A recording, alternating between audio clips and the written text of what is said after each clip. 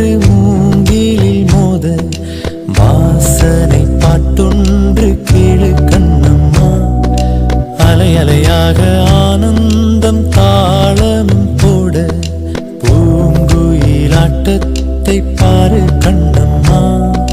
மேல் கீழாக அருவியெல்லாம் இங்கு மனம் விட்டு சிரிப்பதின்